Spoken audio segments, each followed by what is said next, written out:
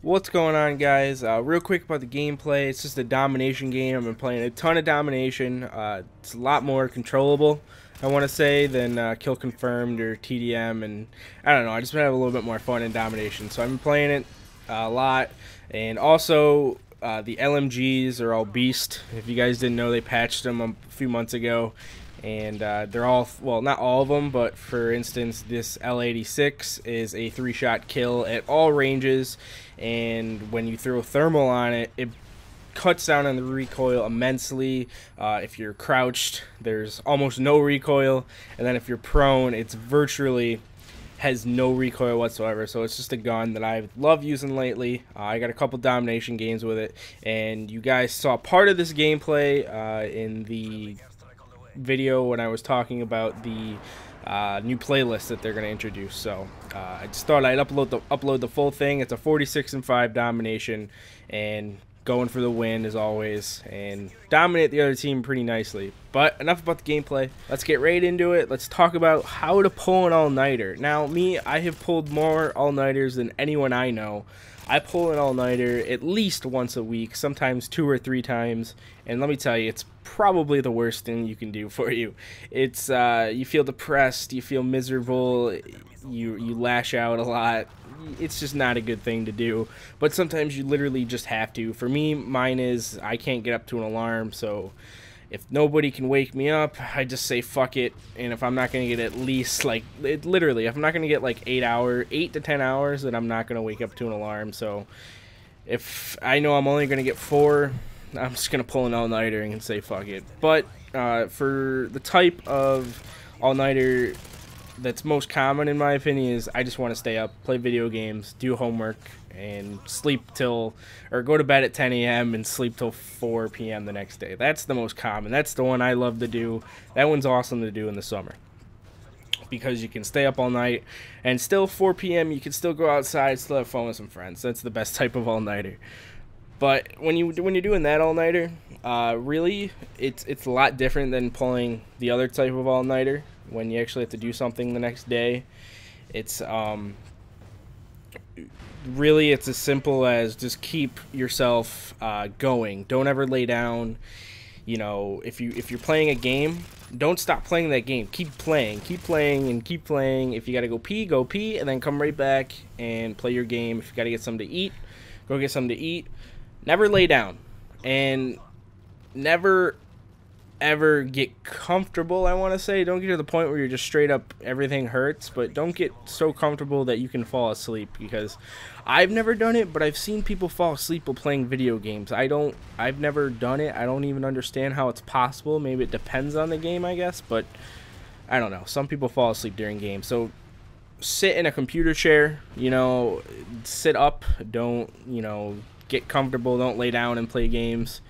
Really, that's the best thing you can do for, you know, that type of all-nighter, is don't get too comfortable, or you will fall asleep doing whatever you're doing. I don't know how some people play, or some people are playing games and suddenly they're out. I don't know. I was playing Call of Duty with some kid one time, and we were getting this flag. We jumped on the flag. We were waiting for it to cap, and I got up and go. I got killed, and he was still sitting on the flag, getting shot and unresponsive and everything. I don't know. Have you guys ever fallen asleep during games? I haven't. I don't know.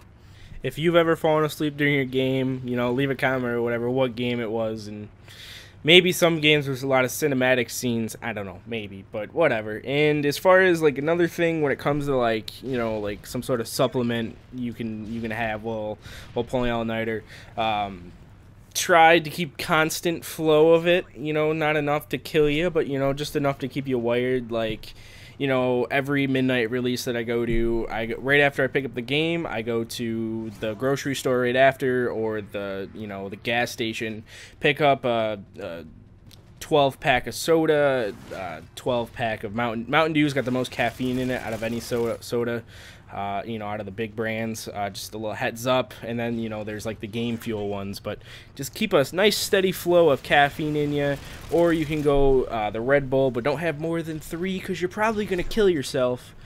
And then there's the 5-hour energies, which again, you probably don't want to have more than 2. But when it comes to that stuff, try to, again, keep like the big stuff till later, because then that way you won't be crashing, you know, so much when you need to be concentrating on whatever you're doing. Try to time that crash for when you are going to crash. That's when you're literally going to go to bed for the night after you just pulled that all-nighter. And then there's the other type of all-nighter when, you know, you have to get up and do something, where you're literally going to go sometimes 24 to 48 hours without sleep. I've gone more than 48, and it's hell. You feel like you're gonna kill yourself. You hate life when you go more than that. So please don't go more than 48 hours. It is truly just hell. But if you are gonna pull an all-nighter to get something done or whatever, and you need to get up and go somewhere in the morning, work, school, whatever it may be, don't take caffeine until you have to. Go as long as possible. Go as long as possible to use whatever favorite energy supplement, whatever it may be. Go as long as possible, because you want that energy boost when you need it the most, not when you can really just push through it. And one thing I have noticed, and this is without, you know, taking any sort of like energy supplement, because I just didn't have it at the time or whatever, no matter what, around the 20-hour mark of being up, you tend to get this second wind. Somewhere between the 20 to 25 hours without sleep, your body gives you like a little extra energy. You get the second wind and you're not tired anymore. I don't know what does it. I'm sure maybe it's adrenaline in your body. I don't know, some fancy science thing. But you do get a little bit of like a second wind in your body that like gives you all this energy and you feel great.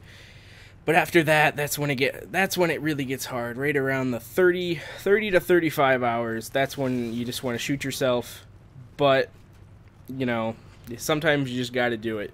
And expect after you pull these all-nighters and you go 30 to 36 hours without sleep, you're going to sleep a ton the next day.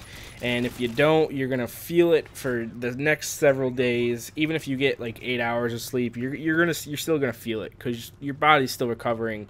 You just like tortured it and told it to man up, and you just threw all these crap at it, and you're going to feel it for the next couple days. And you're probably going to feel very unmotivated and pretty depressed for the next 2 days or so after.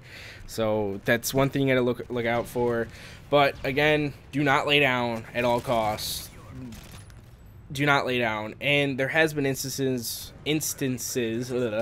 where I just give up. Like, I'm just that tired and I have to sleep. Like, it's just the way it is. Like, I start getting migraines, I start getting headaches, and I feel like I'm gonna puke. I get all nauseous, and you just have to sleep sometimes. If you're gonna do that, fall asleep in the least comfortable manner. Literally fall asleep like you did in school with your head on a desk.